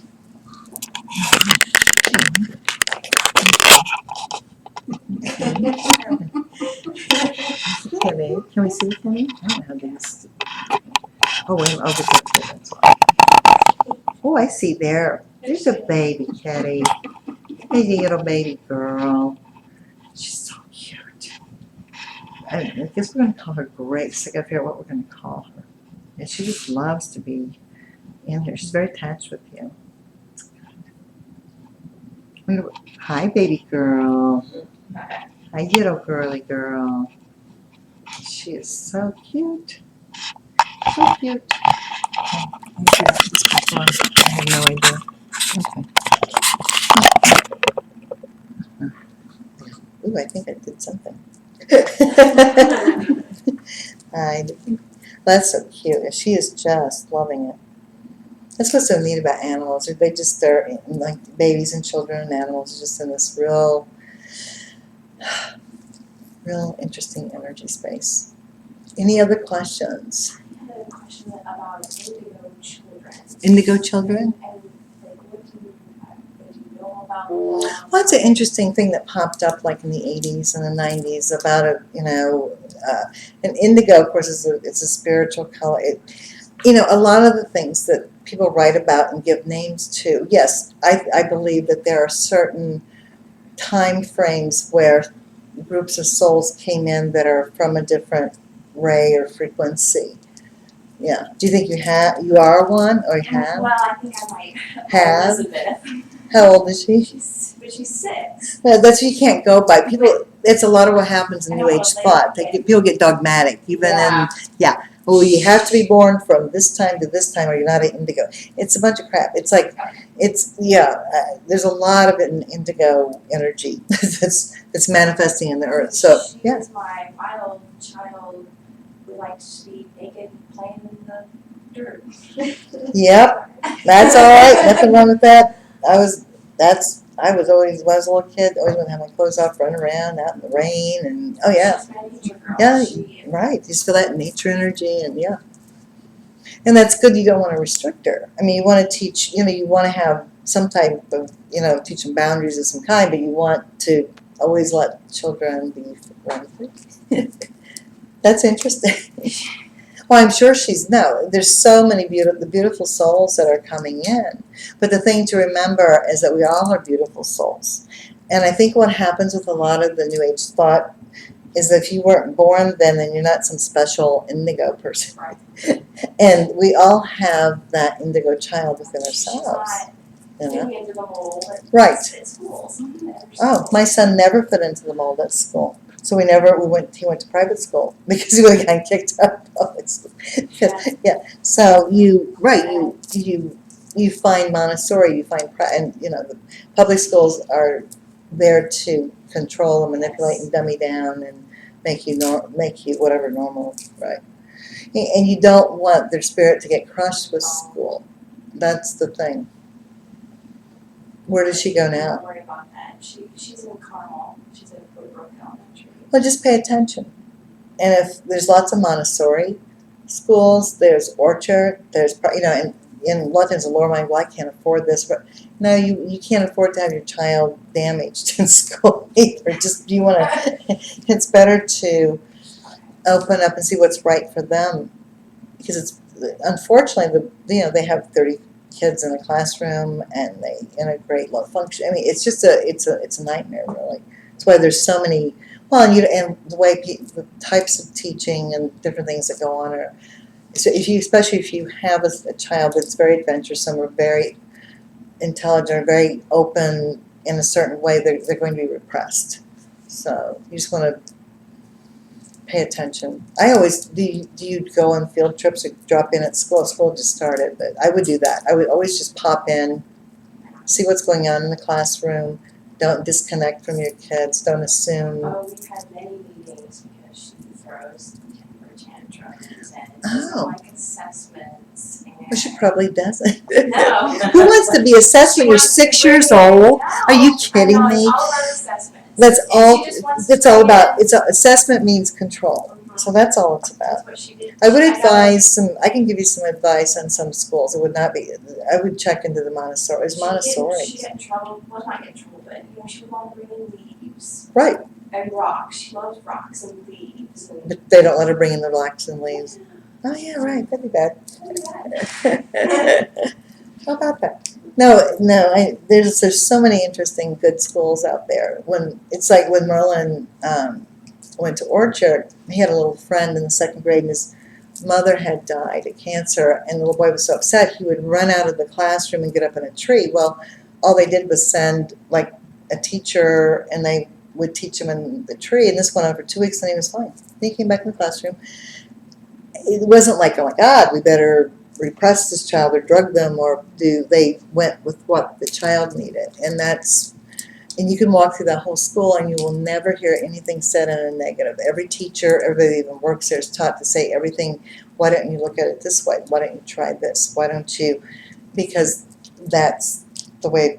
And the minute they go into the school, they do testing to see if they blindfold them, or they see if they're visual or they're auditory or how they learn. And it's not even done in the public school. It's sad because people learn in different ways. And so if you don't learn the way they want you, the way they're trying to teach you, it's a very sad story, really. So I would if you're already having that. oh, we had that. I had that in kindergarten. Last year I was always getting calls about, Yeah, it's sad. I mean, I would still get calls about Marilene. But they were interesting ones, but they weren't those kind of things. They still had some interesting aspects to But then them. they're like, she's so sweet, we love her, And the problem is they don't have time. Remember? The very first name that it spoke was Beth. And Beth is her Was daughter. her daughter. The very first thing in the phone of the ghost app was Her Beth. first name, yeah, Was her Beth. first We're going, who's Beth? And now she's talking about your daughter. Beth. There. See, she's here. Yeah, I mean, she finds talk better. She's Yeah. the one who finds 4-leaf clover. I mean, I've Oh yeah, years- Merlin was saying, Merlin would find $50 bills on the floor. Are you kidding me? This kid, oh, you think I'm kidding you? We were in a gas station one time and he's like 5 years old and there's a $50 freaking bill on the floor. And he finds it. And he goes, oh, look at this. I'm like, what? Seriously. Yeah, he would owl feather. He was, he at Serpent he found, when he was probably 2 years old, he found an arrowhead right on the serpent, right in the serpent mouth. Yeah. Yeah, it's interesting. That's how, and you don't want to kill that spirit. You just don't. It would be a mistake. I would start shadowing some schools. Yeah, you don't want to, and the fact is she's not oppositional. And there are people there are children that have horrible behavior, that are opposite. But like they're saying to you very conflicting things. Well, she's such a sweet child. Well, yeah. She wants to bring, but she just is not fitting into the regiment. And they have too many kids.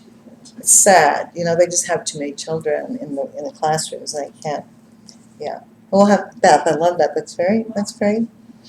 How confirming, affirming. Yeah, I think that. You should bring her to. Have I met her? I feel like I know her. It's just energy, probably, and everybody. I would, I work a lot with children.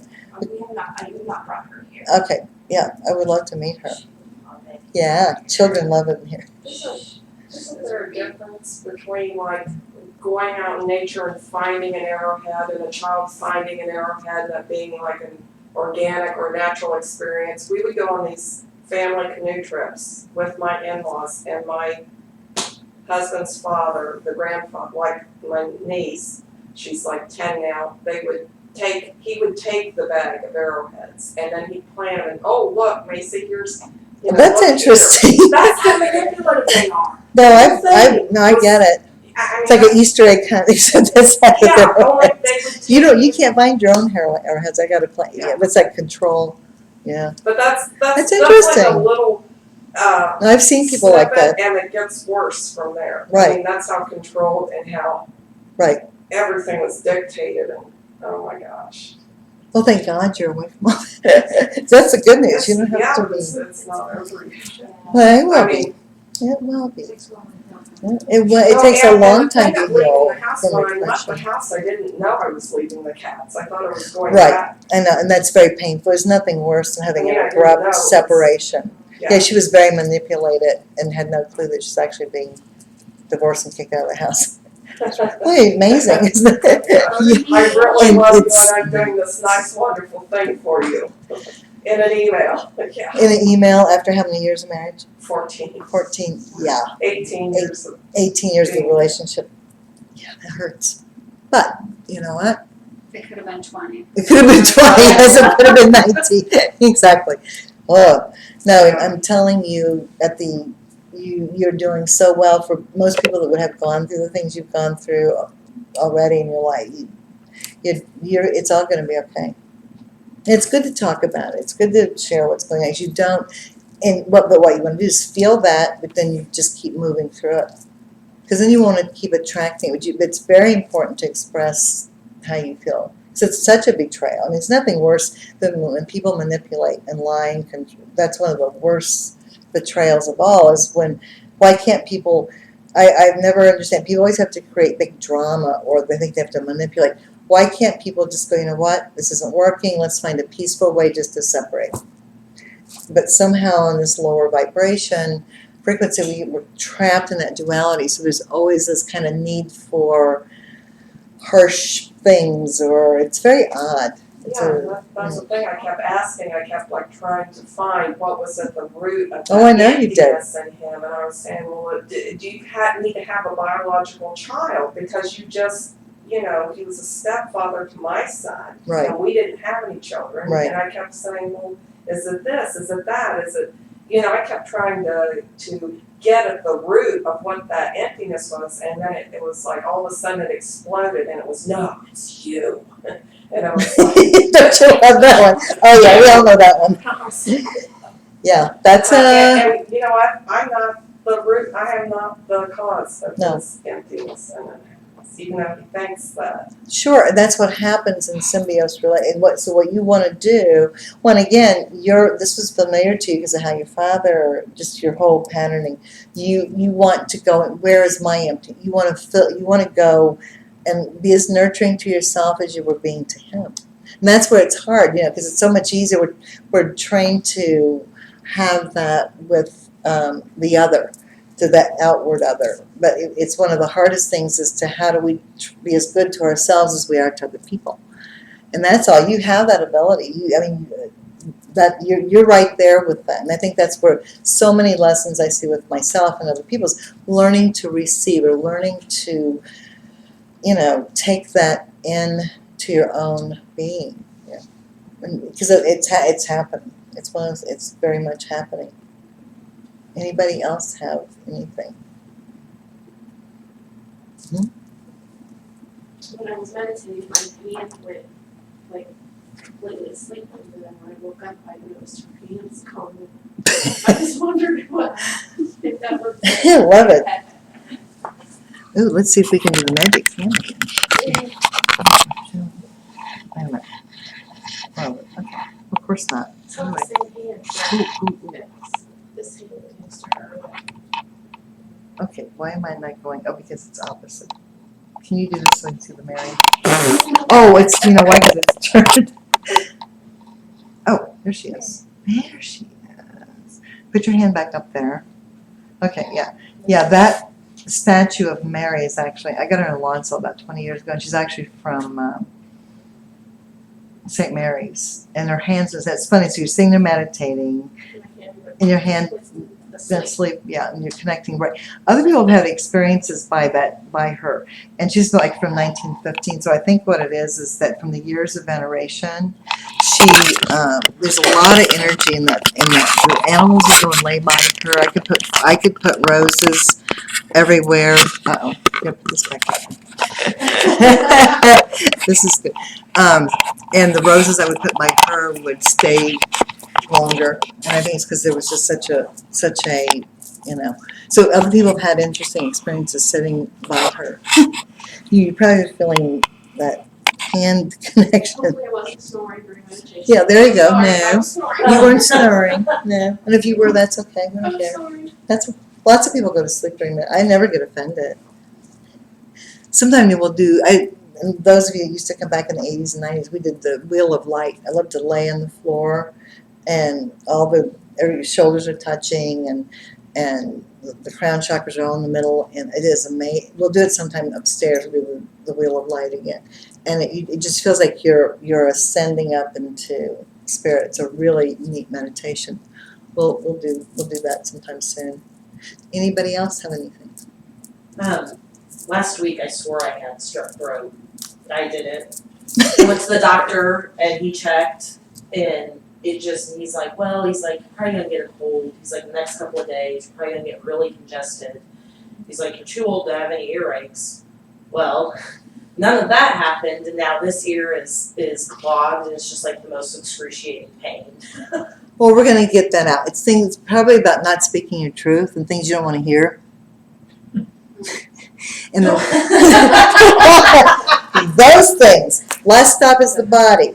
Yeah, And, yeah, he's like, oh, you can get some drops and this and that, and I've been doing that, and It's things you don't want to hear. Things you don't want to speak the truth about. Well, you know what I'm saying. Oh, I know what you're saying. I know what you're talking about. Yeah. I'm saying it. I'm saying it. No, in the right side of the body is male, conscious mind, moving forward. Left side is female, subconscious mind, past. So and that's what's interesting. Like I said, last stop is the body. It starts and then manifests in symbolic and literal places. There you go, baby girl. You know, busy. Yeah, so I think I'll run energy on you. But I think what would be really helpful would be to really concentrate and go into that pain and really see how it matches with things that you've been experiencing. See how it matches with the emotional things that have been going on and then how it's manifested. That's interesting. The doctor says, well, you have the age Yeah, to get earaches. Yeah, that's what he's, yeah. I've never heard of that. No, yeah, and That's very I could have strange. sworn like, oh man, I woke up in the middle of the night, felt like a golf ball. And then I went, cause, I wanted to check, and then he's like, it seems like you're getting a cold, you'll probably get the runny nose, all this and that. And he's like, or you could get, lumps in the back of your neck, that's worst case scenario, then you could have mono. And I'm sitting here thinking, okay, don't tell me that. But then none of that happened, and then 2 days ago, yeah, Boom, it manifests in one spot. Yeah. yes. The body's amazing. Haven't you ever, it's amazing how something just happened like that. You get a pain or you get a kitty playing with a mala. Oh my gosh, so cute. I've watched that. Yeah, I know. I don't want you to. We don't need that. No, don't need. Hang on, kitty girl.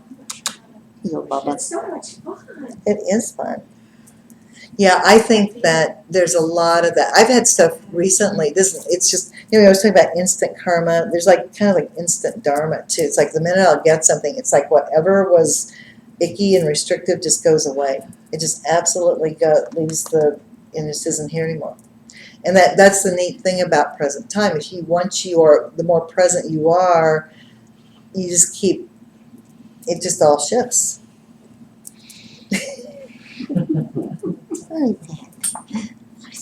Yes. She likes to take it and she likes to run off with them, with the malas. She'll carry them in her mouth. This is hilarious. Oh, a little baby. Where's the baby cat? Here's the baby. This little Gracie. We're going to call you Gracie. Good girl. So sweet. Well, it's wonderful to see everyone. And remember, how miracles happen are when you are in one place at one time, when you are present. And again, you're really not, the illusion is that you're anywhere else other than present time. So, and again, it's actualized right now. So be still and know, go within, go without, get centered. The minute you feel yourself getting really out of whack or overwhelmed, just take a deep breath. And I think that's one of the things that we're not taught to do. We constantly just then go into the panic or we go into the, and sometimes that's okay too, but if you know something is toxic around you, get away from it. It's like if you're going through hell, keep on going. You don't want to be there. Why keep repeating things? And that's what's happening everywhere. You will not want to keep repeating what is not working or right. And you'll finally go, why am I hitting my head against the wall? And when those moments come, and they are coming for everybody, you won't do it anymore. And again, then sometimes the lower mind will jump in and go, oh, you're being judgmental, or oh, you're being no. One of the gifts of spirit is discernment.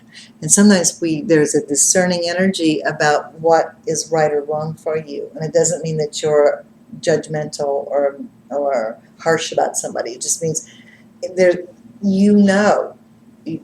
no reason to be attached with certain things that are poisonous. And there are people, situations that are poisonous. And why put yourself back in the poison? And you don't have to. It gets to the point where you've done all you can do or whatever, and you just separate out from it. And so it's like a whole. What are you doing? Yeah, I think she's such an interesting little cat. Oh, I know what I was going to tell you too. Okay, the other thing. I'm going to start bringing this up, and especially people that live around here, where there's a really wonderful event coming up, October 19th and 20th. It's called the Body, Mind, Spirit Expo. and I'm one of the sponsors, and it will be at the fairgrounds, but it's going to be in the north side of the fairgrounds in the Farm Bureau building. It's a beautiful big building, not like where it's been some other times. The Body, Mind, Spirit Expo, they're actually located, they've been doing it in business for 25 years, so they do these in all the major cities. And this year, it's going to be especially special because the monks of Drepung Lhasa Monastery, they're backed by Richard Gere and the Dalai Lama. Emory University is kind of their home down in Georgia, but they go everywhere and do sacred music, sacred dance, and do the sand mandalas. In 1992, I brought them here I was a co-sponsor with the Indianapolis Museum of Art, and they were here about a week doing sacred music, sacred dance, and the medicine Buddha.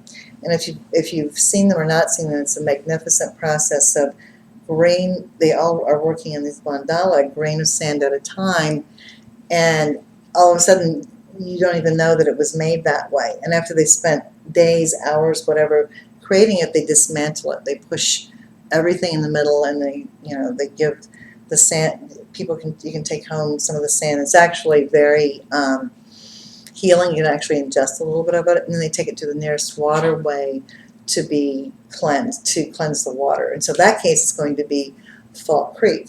And what's interesting is that whole area, if you local people know, there's been very bad things that have happened at the fairgrounds through the years. The explosion, the collapse of the stage. I mean, there's been very big tragedies. And my theory is if you look again at the angles and how that energy is just kind of trapped there. And I've done some research, and there was a big Indian mound. A lot of you remember there used to be the restaurant, the teepee. They put that there because that used to be like a little Indian settlement right there. Yeah, there's some interesting stuff. So there'll be dismantle. It'll be an opening ceremony on Saturday morning and a closing ceremony on Sunday, and it's a really neat thing to watch and come anytime during it to see it being constructed. And I'll be speaking on Saturday and Sunday at 2. And what I'm going to be doing is tying in the sacred geometry of Indianapolis and all the research I've done and spoken about, but about cleansing. That we're in the divine feminine. We are the female to the male of Washington, D.C. It was planted by the same person, and tying in a lot of interesting things. But that's why I chose for them if they would do the white Tara instead of another type of mandala. So it'll be a round mandala, and white Tara is a Tibetan name that I was given in 1992. They're really wonderful. You can sit with the monks, and they'll give you your Tibetan name, or they're going to be doing pujas and some teachings, and you get a blessing just actually being in the presence. It's very, very healing.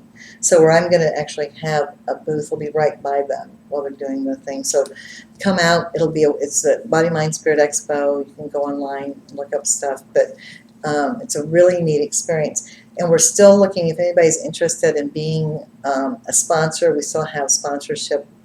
They don't come here for free.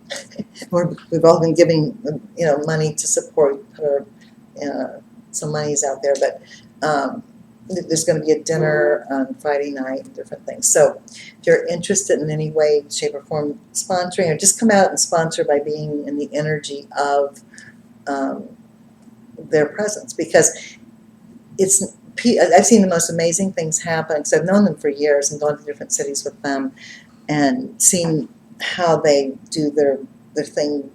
It's an active meditation. So a lot of people will come just out of curiosity, and they'll film, they'll look at stuff. And all of a sudden you see people that are very, they didn't kind of understand it at first. All of a sudden they're just very mellow, and they stay there for a long time. They just kind of sit. Like, you can almost become like a Dharma, we call them Dharma junkies. You get so addicted to this energy. And as you see, and while they're doing the mandala, they're doing prayers, they're doing meditation, it's an imbuing. So it's not just like, oh, here are these guys doing these grains of sand, creating this thing. It's it's actually real energy. So again, the white Tara, I was asked, because she's the savioress. She's the female version, kind of in Buddhism, of Jesus. She's a great comforter. She parts the troubled ways and helps moves away the obstacles and helps the divine. She's like the mother energy. So we need a lot of that here in Indianapolis right now. And again, our original round sacred geometry, as it was created, had these amazing, the meridian of energy and the spokes, and it was originally created by Alexander Ralston and had the governor's mansion because he wanted it to be a place of love and family and centered around that. So when they first constructed it, there was a governor's mansion there, but the governor's wife didn't want her dirty laundry aired. And so in the 1850s, whatever, it was taken down. And what do we have there now, folks? War Memorial. Hello? You think that's an accident? I don't know. And what's interesting, though, is that on one side it's peace and one side's war. If you've ever been to the monument, but what's even more interesting to me, there's still the feminine energy because you have the big phallic symbol and then you have the woman there, and she's her sword's down. What they call her Lady Liberty or different things. So we do have that divine. So there's a way to connect in with that energy, and she's actually saying, facing the south, saying no more war kind of thing. But to start thinking that we originally had this, we're platted to be this beautiful place of Indiana, like Indiana. I always say it's Indiana, this place of the divine feminine, and how we can anchor in that energy. So while they'll be creating that, it'll be help cleansing the energy.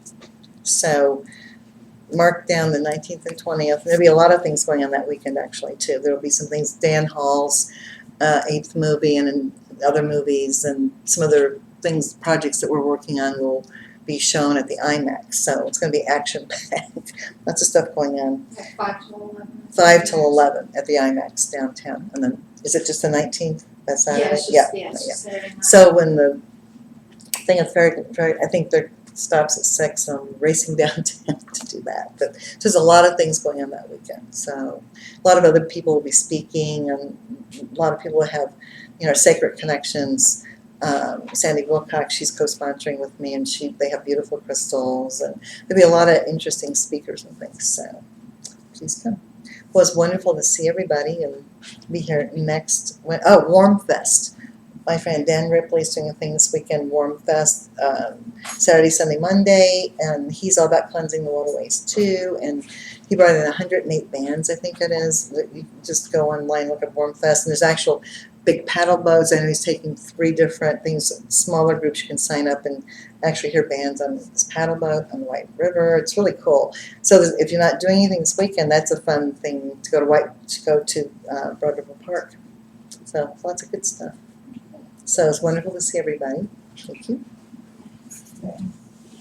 Okay, is it left to right? Oh, right to left. Oh yeah. Oh, what? Yeah.